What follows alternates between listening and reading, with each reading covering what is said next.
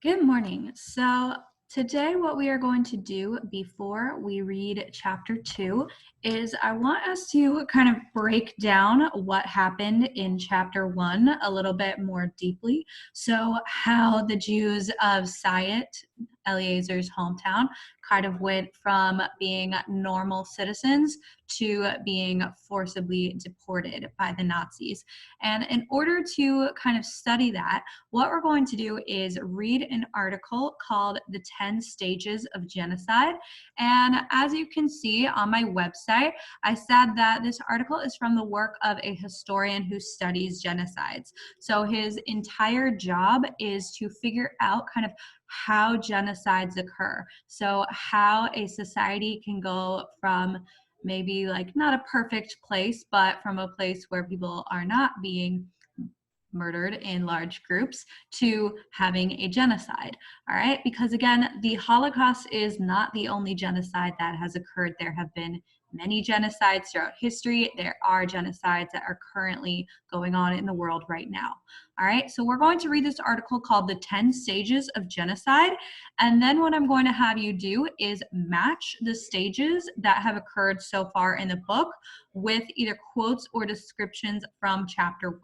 So I will show you what that assignment looks like when we get there. But first, I'll go ahead and show you the article. Now, I am not going to read you this entire article. You can do that independently, but I will just sort of break down each stage for you.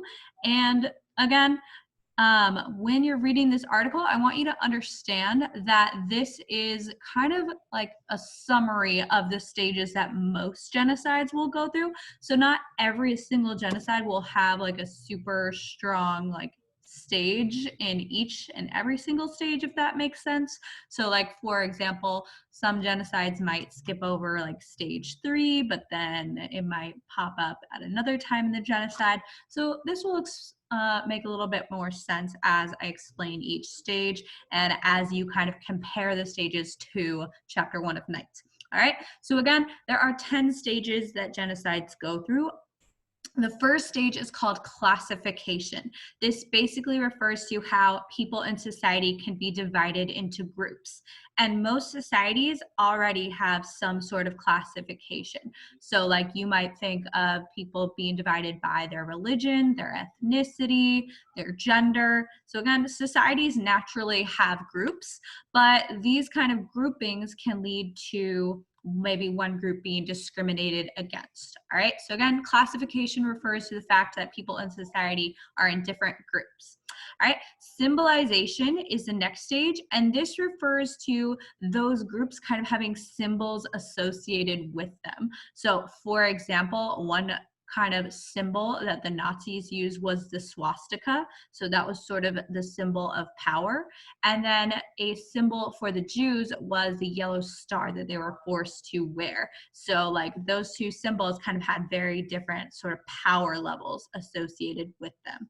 All right, so again, stage 2 is symbolization. Stage 3 is discrimination. And again, many societies have discrimination built into them.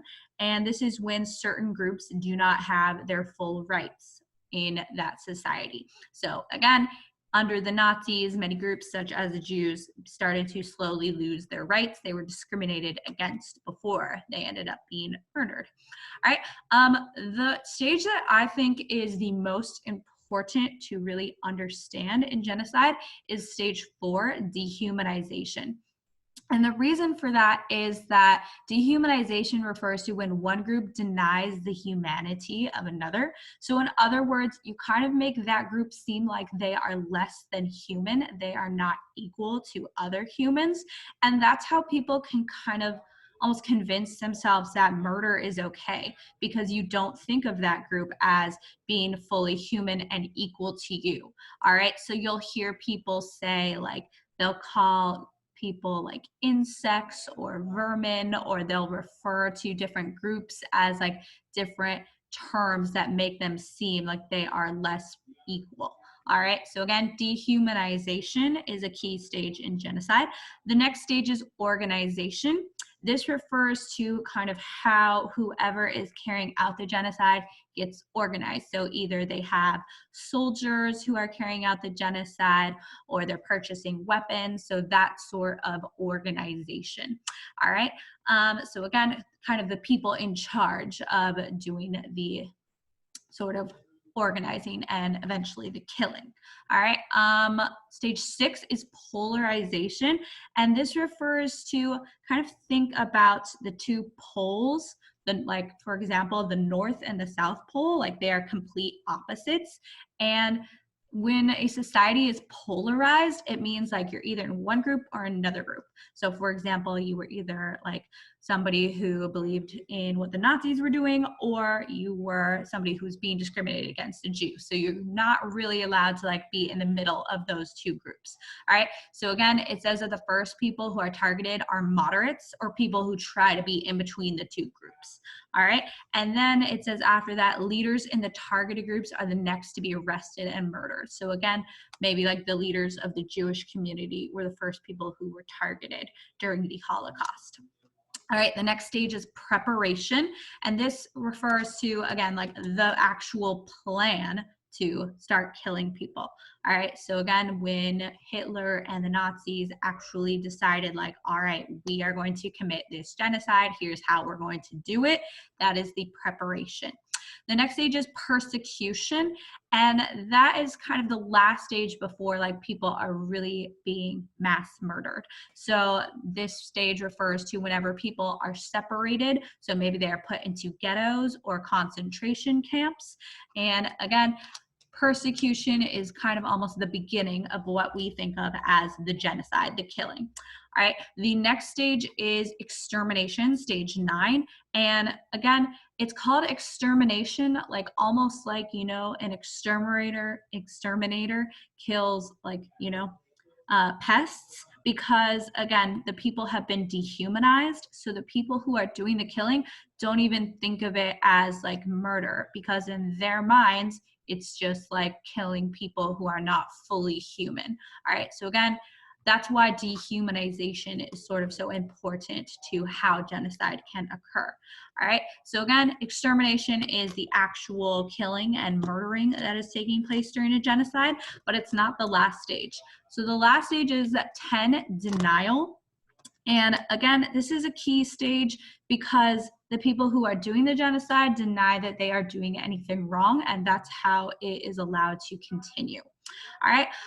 What I like about this article is that the first paragraph of each stage describes the stage, but then underneath that, the second paragraph describes how the genocide could sort of be stopped or even prevented if actions are taken by powerful people around the world. So like, for example, in stage 3, discrimination, this second paragraph says kind of how we can prevent this from becoming a genocide. So again, it should be illegal to discriminate on the basis of nationality, ethnicity, race, or religion. So that's one way to prevent that situation from escalating into a genocide.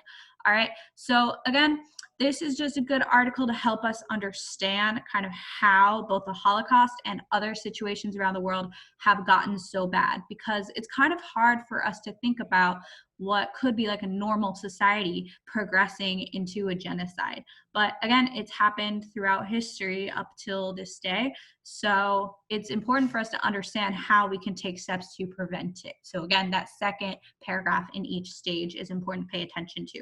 All right, so after you read this article, what you're going to do is respond to the Google form that is linked on my website.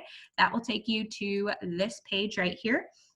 And what you are going to do is match each stage with a description or a quote from chapter 1. So for example, if you are trying to match symbolization with something that happened in chapter 1, you'll be thinking, oh yeah, the Jews had to wear the yellow star. That was the symbol that the Nazis decided would represent that they were Jewish and that they were not to be treated the same as everybody else in society. All right, so then you would find this quote over here where it says there was a new decree, every Jew must wear this yellow star. The yellow star is a symbol, so you would click right here. And again, you're going to match the other stages with the other quotes. I broke it up into 2 groups of 4 because 8 of the 10 stages of genocide occurred in chapter 1. All right, so again, you are going to read the article and respond to the form. And as always, if you have questions, just let me know. And I will talk to you all tomorrow. We will be reading chapter 2 tomorrow. All right, bye.